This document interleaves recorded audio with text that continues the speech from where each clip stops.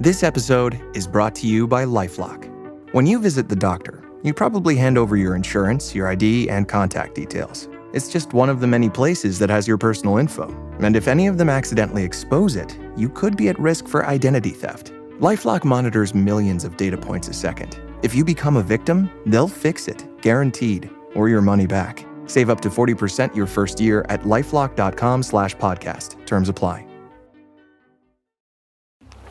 Another switchback. Wait, this isn't the top. Where's the summit? Why am I doing this? At REI Co-op, we believe there are places within ourselves Almost there. You got this. that we find only outside. Wow. This is worth it. We have the gear, inspiration, and advice to help you get there. REI Co-op. Visit rei.com. Hello, it's Dave here. This is my wife, Kathy. Hello. This is, of course, The Cinemile. It's the podcast where we walk home from the movies. We're walking to the movies. We're going to see Materialists, the follow-up to Past Lives by Celine Song, which was my favourite movie that year. Yeah, that came out. We each do a top 5 movies every year, and it was in my top 5 anyway. I don't remember if it was number 1 or not, but it was a great film. We loved it. Directorial debut. Yeah, phenomenal. Well, I think feature feature debut. Yeah. She wrote and directed that and this. So we're excited about this. It's been a few weeks though. It's been out a while, so I can't help but have heard some chatter about it. We try and avoid reviews in advance. I heard nothing. Good. Dave hasn't seen any. I've accidentally seen some and heard some chatter, particularly like in our Patreon about You've been it. chatting? The patrons have been talking. What can I do? So I'm going in with an open mind. I hope it's good. What's the vibe? What's the word on the street? I'll leave it open. We'll talk about it when we come back.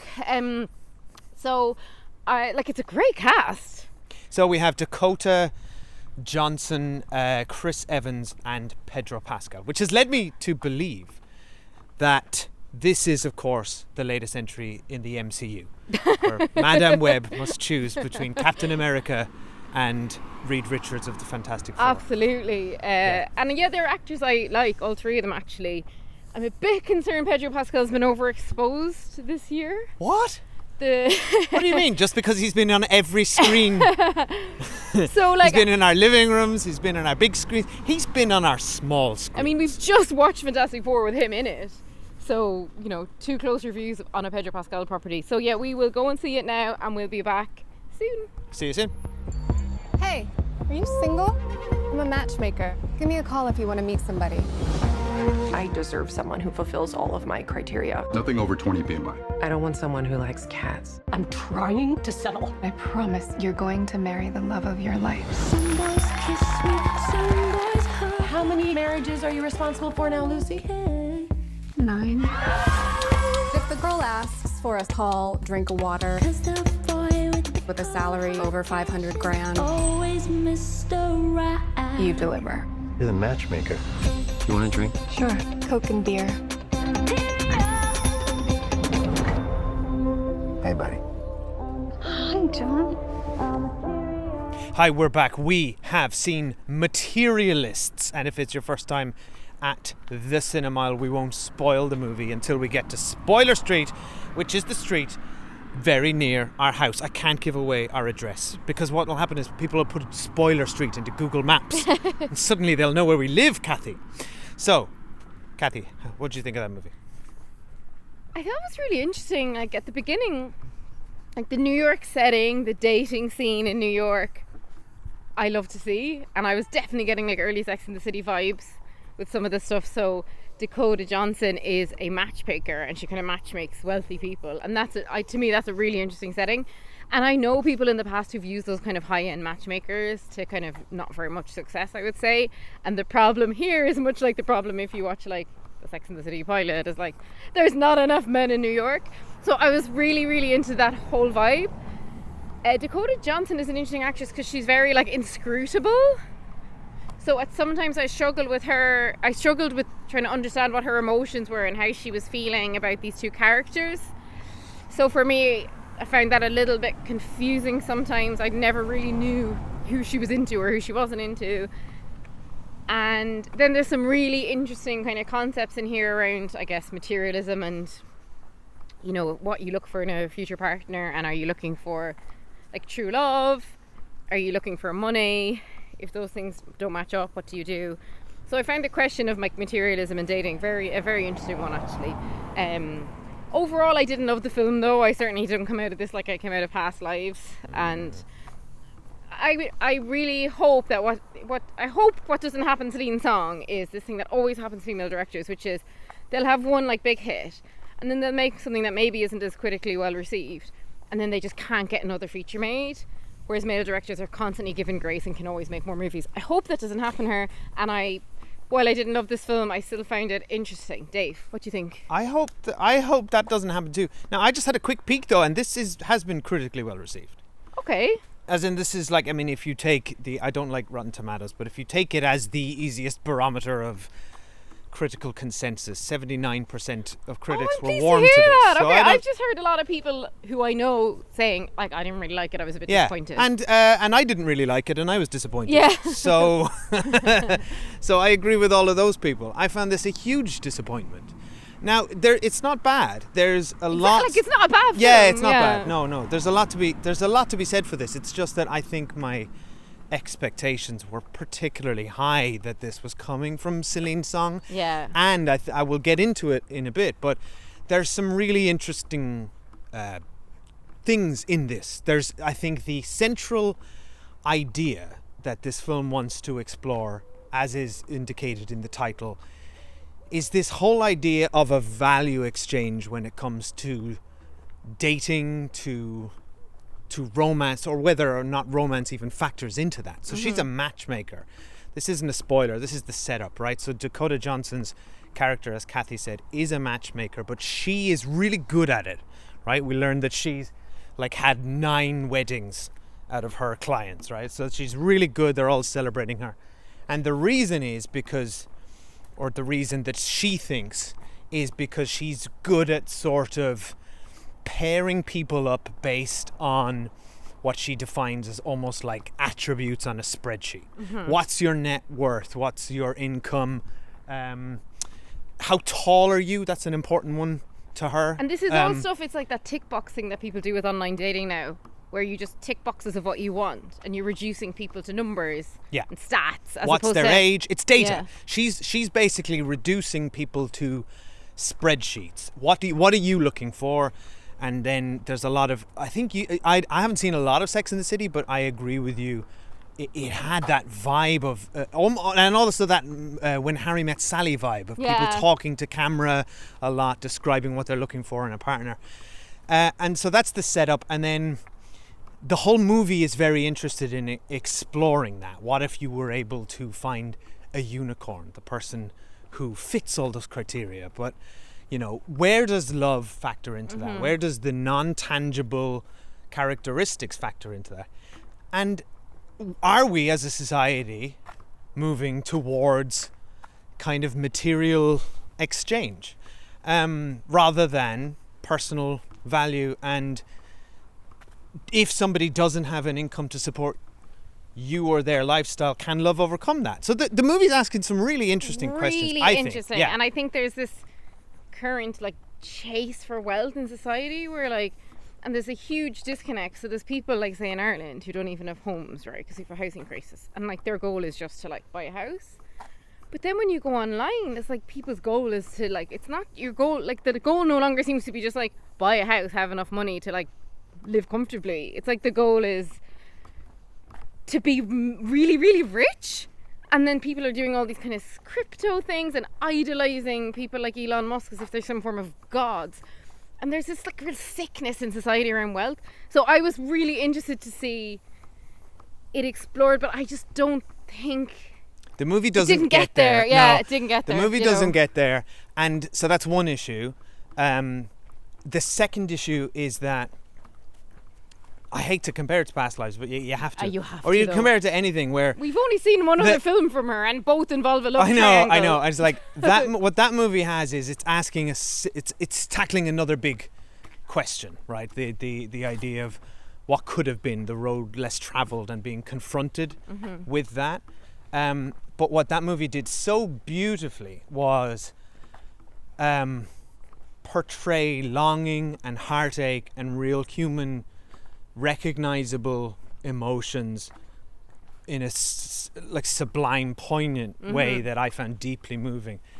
I found, despite the fact that these three actors are very talented, I don't know what's gone wrong. Have they been miscast, or are there not enough of characters here? But not only did I not give two shits about any of them, I actually found that I mostly kind of hated them all, and I found some of the moments in this movie, which we'll get into in Spoiler Street, were absurd. Yeah, we'll get These into people are kind of caricatures. We'll get into it in Spoiler Street, but like they're just all very flat. Oh my god, this movie is so flat. Like, why doesn't it pop? If it's a love triangle, right? If that's like the central thing of the film, like, there's no tension. There's no tension, but there's also like at no point do I actually think Dakota Johnson's into either of them. Yeah. So, but Past Lives, you're like, oh my god, like I thought about that for weeks after we watched it. Yeah. And like this one is like quickly fading from memory, and there was no sense of me rooting for any of the relationships or me caring about anyone. And I particularly think someone like Dakota Johnson in a role like this just is miscast, because she's very cool, like she's super cool, right? I'd love to be as cool as her, but at no point is she very emotional, and I think you have to be in this film. And actually, for the first half of this movie, I thought Dakota Johnson is perfect for this role, because she's really good as the matchmaker who's this cool, as you say, she's very cool, she's very sort of clinical.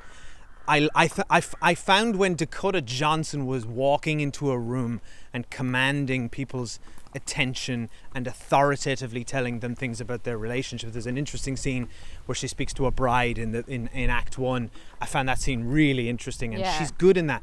And so I bought her as that role. What? Then there's an about face in Act 2 where she kind of has a big moment of crisis, and I didn't. It didn't land, and then her emotional struggle, as you say, it's like she's not I don't know. The second half falls apart. This second half of this movie, I think, is a disaster. It's like at all and I times, thought the first half was pretty good. At all times, particularly her and Pascal are just on Pedro Pascal are on like intense Valium. Like this, Pedro Pascal could flirt with a wall, right? In this film, what is happening? Like, there's not even like a moment of even like a friendship connection between them, or but can I? And then Chris. Yeah. I've always thought this about Chris's surname. What's Chris? Chris Evans. Yeah. I've always thought this about him as well. He doesn't really work romantically. Like, he's never really landed romantic scenes for me. I agree. Albeit I really like him and I love Pedro Pascal. But like, I don't think any of these three actors are people who should be in well, no, I would have said Pedro Pascal though, so I'm confused by him. Allow me to Chris Evans and defense. Dakota Johnson and Chris Evans.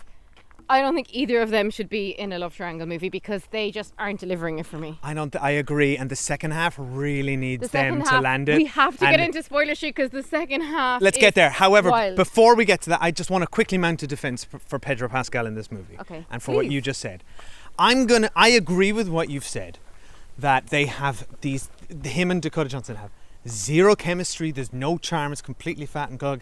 I'm going to argue that one, that is by design. That's the point. And two, this is one of Pedro Pascal's greatest performances, because he has been asked to play a completely boring, charmless person who can't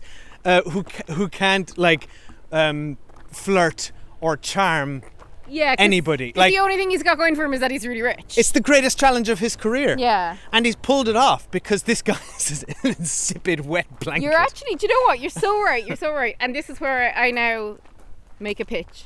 Go on. Chris Evans and Pedro Pascal should have been flipped. Because Pedro Pascal is like the poor, charming guy. Oh yeah, that's way better. Of course I'm going to pick him. I don't care if he lives on the street.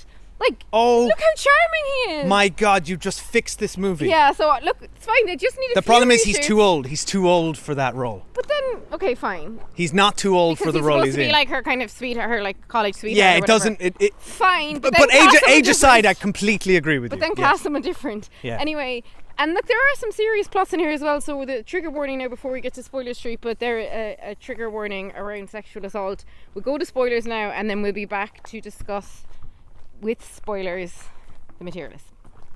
To you, my darling. No, to you. The Roses were living the dream. More champagne for me, please. Until it all came crashing down. He got fired. Fired? From the director of Meet the Parents. You're a failure. Women don't like that. If you need a shoulder or an inner thigh to lean on. On August 29th. I just want the house. We want everything. Wow. Stop. You stop! And see The Roses. These people. The Roses. Rated R. Under 17, not admitted without parent. In theaters everywhere, August 29th. Right, we're back. So full spoilers now for the movie Materialists. So there's two things here that kind of cause Dakota Johnson's like about turn. One is something extremely awful, which is that one of her clients, who she kind of forces into a date with a guy, ends up being assaulted by that guy, and it's very traumatic. Obviously, the client is so frightened in her own home. She's so pissed off at Dakota Johnson. And there's this strange moment where it's like Dakota Johnson never even thought about that as a possibility when she's setting people up. And she's with her boss in the agency, and the boss is like, oh, this has happened a number of times, we're not liable. And I'm thinking, but wouldn't she have ever had like How a long has safety she worked conversation there? She's about one of this? their best employees, Yeah. and she doesn't know that this She's like has happened second multiple in line times. to be like the CEO. Yeah, I don't buy that. So her being so shocked by it, I think, was unbelievable. But the impact it had on her was believable, though. Yes, I agree. I think that, and I can buy that this character has so fully detached themselves from the people underneath she really and the has. emotion by just like distilling everybody to their height and income, etc. I understand. I buy that I she bought it was too, yeah. forgetting that people are unpredictable and that you can't just, But yeah, what I don't buy is that you've worked in this business for so long, and this you've never heard of it, and that she couldn't even fathom that this was a possibility. I guess it's how all, like, naive is she? They probably all sign NDAs and all this kind of stuff. But like, yeah, the thing is, and this was a very good scene, and I do think she acted this very well. I really do think she acted this very well emotionally. I'm more talking about the romantic emotion that didn't land. I agree. She runs to the bathroom with her notebook, and she's going through the notebook to see like, what did I write about this guy? That's a good scene. And it's just like all she's written down is like how much money he earns, probably what colour his hair is. Like, it's so like, it's actually so disturbing when you see people laid out like that. And it is something with online dating that is like, can be very sinister, where you can say things like you want to know about someone's income bracket. People will like potentially lie about their ages, lie about their height or whatever. And like, shouldn't it be when you say what do you want in a partner that you're like, oh, I want them to have a sense of humor, or I want them to be kind, or I want them to be, I don't know, you like personality attributes. But these people, like, just when me and my friends were growing up, that's what we would always say. Like, I don't remember anybody ever saying. Now, depending on the girl's height, they would talk about height. So like, really tall girls would be like, I want a tall boyfriend, fine. But like, I never heard someone being like, oh, I don't care about his personality, I just want him to be rich. Like, do you know what I mean? Like, but this is people in their 40s dating. Like, these women really want to get pregnant. Like, so I think that was the first character change for her. And then the second character change is that she ends up bumping into her high school boyfriend, or her college boyfriend, Chris Evans, and they kind of end up having a cigarette together, and they kind of get back in touch. But this is where the film lost me, because I love the idea, right? I love the idea, and spoilers here, that she chooses the guy without the income. Like, that's my perfect ending. But the film never laid it out for me. By the end of the film, I was like, why is she picking this guy? I never saw from her. Yeah. What journey has she gone on that she's choosing love above all else? And I never saw them together enjoying each other's company. Yeah. So I think the movie wants us to. The movie just wants us to understand that they, prior to this movie, had a really perfect relationship and they loved each other, but money and his income was the thing that made them break up. And so that's why I was like, well, if his income was the reason you broke up, but that's and it's told on all show. you did and fight about, right? Then why are you getting back together? Like, there was no even moment where it was like, it's not about money. There was a little bit, very little bit at the end, but like, there was no moment where we even heard her speaking to like a girlfriend saying, and I know it's trite and I'm not a screenwriter, so this wouldn't be it, but like, you know, Pedro Pascal like has everything I was looking for on paper, but actually he's fucking no fun, and don't have a good time with him, and he's actually like really boring. Do you know what I mean? I think the movie conveyed that, because they don't. They're just like, their relationship is cold and clinical, just like his apartment. But she's so cold and clinical at the beginning. She's like, the next guy I date I want to marry, and I want him to be a millionaire. And then, I don't know, and I get it all, like thematically I understand it all. The film never got me into any of it. So by the end I was like, just pick Pedro Pascal. Well, no, because, and you and me were disagreeing about this, because no, don't pick Pedro. Why were you arguing I'm for only saying just pick him because he's got lots of money, but you don't. As the film showed me her and told me why her and Chris Evans had broken up, you think that's what that character should have done? I was like, you're gonna have the same fights again. Like, no, because this time it's different. Look, but nothing's different though. Nothing is different. I'm not going to argue the point. Other than she's had a realization that she loves him, but you always loved him though. So why are you getting back with him? No, her realization is that she wants to make this work. Despite the income challenges, and they're going to figure out how to make that work together. Yeah, and I do like that. A nice enough message, but again, it doesn't. I don't care. Like, that's not a big third act landing, and you don't have. This isn't like, think of the like absolute romantic powerhouse moments from cinematic history. Yeah, there's no romance in this film. I would even. I can't. For some reason, I can't think of any. But for some reason, even "Is it raining?" I hadn't noticed, which is one of the worst lines in movie history, lands better than this third act. Is it raining? I haven't noticed. How about "I'm just a girl standing in front of a boy asking her to love me"? Or what about "Frankly, my dear, I don't give a damn"? You can have. What about "You Had Me at Hello"? There are so many iconic ends of films. And it's not just about a line, it's about how they feel and how they make the audience feel. Exactly. And this film ends with a whimper. Have that. Yeah, so it's not to me that she picked the guy with or without the money, because I understand the message there.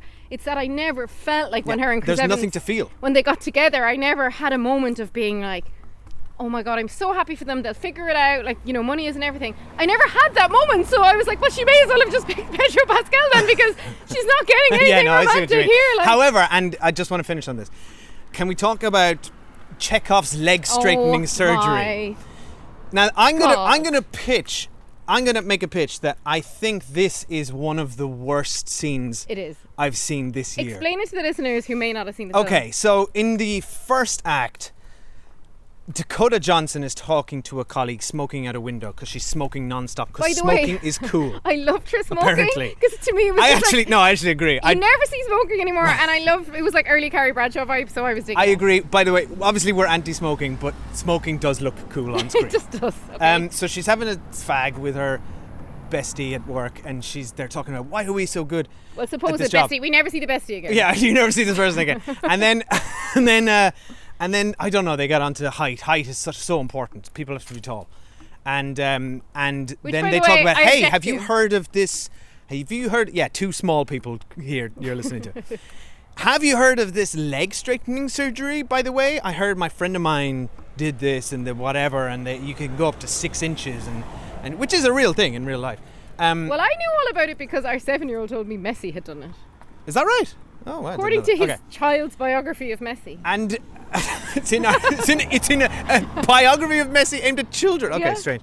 And anyway, it's like whatever, you think nothing of it. It just seems like Celine Song does write great dialogue and scenes for the most part, I think, and has a great ear for dialogue. So this just did feel like a very natural conversation. Well, because they were saying like a man transforms from desirable to a unicorn if he's over 6 foot. But my question is, from all the very, very many things I've watched about women dating in New York, is the man's height doesn't matter. If he's over 40, he's still single and he's rich by these metrics. I don't think anyone's talking about his height. But then this film makes a humongous deal about height. Now explain the Pedro Pascal scene to them. So there's a moment. I can't believe our guy Pedro, he's gone from The Last of Us to this. There's a moment where she starts dating Pedro Pascal, and then there's a moment where they're in bed together, and she starts looking at his body, and she notices this long scar along his leg. He's just asleep. She's just sitting up and staring at him. Now here's what I was thinking. He then flinches. He wakes up. He flinches. He sees her looking at the scar, and he sort of leaves the room. But can I just say, if I woke up and I was asleep and you were sitting over me, rubbing my legs, I too would get up and It is a bit creepy. Now, in my head, can I tell you what was going through in my head in this exact moment? I think the listeners will have figured out what's happened. In my head, it was I had a ski accident and like my mom died. Yeah, exactly. No, anything. What I thought was Celine Song is such an incredible writer. What she's telling us here is that Dakota Johnson is interested in this man's past. Scars are indicators of our past. They're literal physical embodiments of the pain that we have carried with us.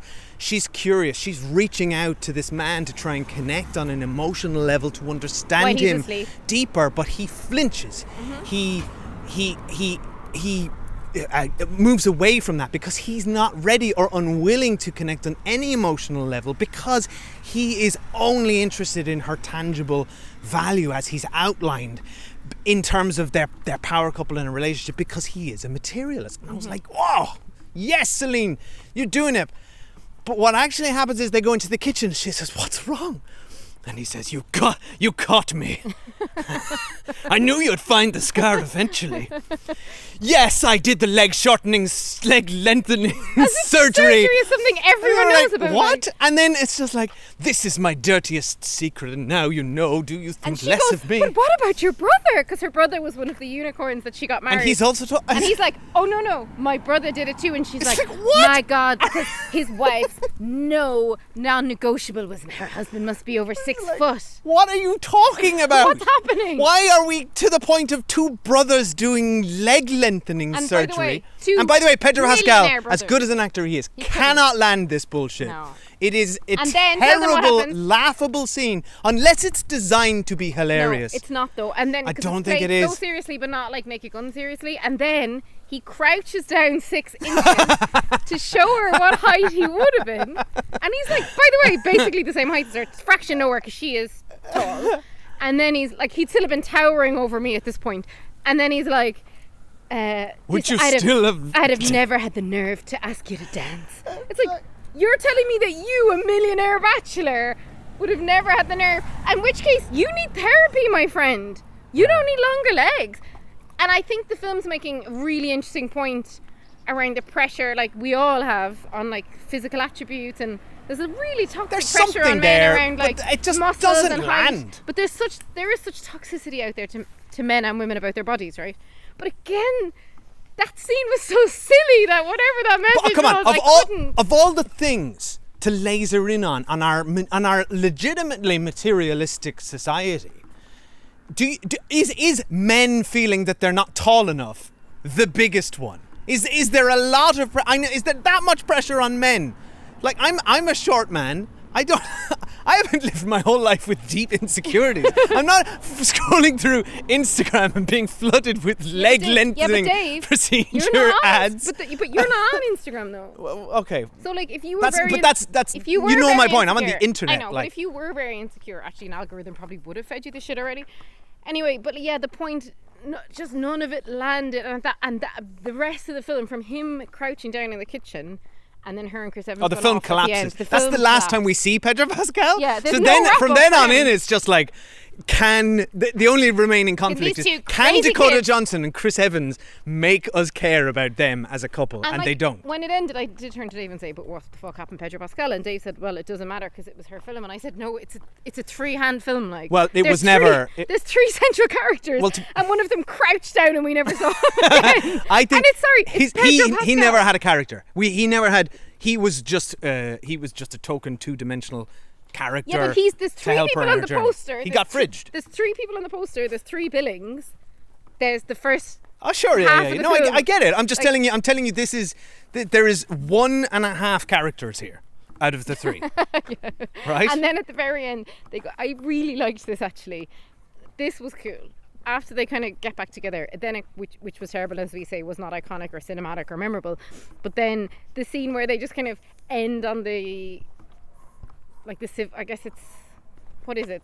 The registry office or something. Oh, that was quite sweet. And the camera's just there, and you just see people coming in and out, and eventually we see those 2 come in and out, and it was all very casual and relaxing. That's cool. Fine, yeah. I actually thought that's nice. That was lovely and cinematically like unusual, and I like that. Did you spot because we were sitting there for a while, did you spot the Stone Age married couple Yeah, walked I through liked as well, that too. which I liked. However, Yeah. the Stone Age married couple thing was pretentious and unnecessary. It was I gotta say. ridiculous, yeah. Stupid. I feel like a lot of elements in this nearly would have worked better as a TV show. But anyway, No, I don't think so. we're both disappointed by it, but we want to hear what you think. I'm really curious to hear what people think of this film because there's a lot to talk about with it. It's ambitious. I still like Celine Song. Celine Song. Celine Dion. I will still. I love Celine Dion. I will show up for Celine Dion or Celine Song. So I'm still in her corner. I'm wary now though. I think the issue is here. Past lives, she drew a lot on her own personal experience. There's a lot of her own. If you look up her biography, there's a lot of overlap, and I think she's injected that into that movie, and it feels so relatable and personable. These characters are all. This is an intellectual exercise of a movie. It feels very intellectual. Yeah, and I'm not suggesting at all that women should have to draw on their personal experiences to make film. By the way, no, it's just. It feels so different. This feels so cold, and the whole tone is cold. And I get that that's the point of it, but it makes it a bit hard to watch. Yeah. But yeah, look, I can't wait to see what she does next because while this didn't land for me, I love the concepts and the ideas being explored, and I love to see this women dating kind of centered as a storyline. Yeah. And she's asking good questions. She's asking good questions, yeah. So still a thumbs up, but maybe not, it ain't going to be in our top 5 this year. So thanks for listening. If you want to hear more from us, come over to patreon.com/Cinemile for all of our retro reviews. We've just watched Roman Holiday. Now that's a romantic movie. That's a romantic film. Yeah. So yeah, we had a great time at Roman Holiday. Yes, so you can join all of our patrons there and chat to us and all of them and chat about TV shows. We're going to be watching Alien Earth, amongst other things, regular TV spoiler watches.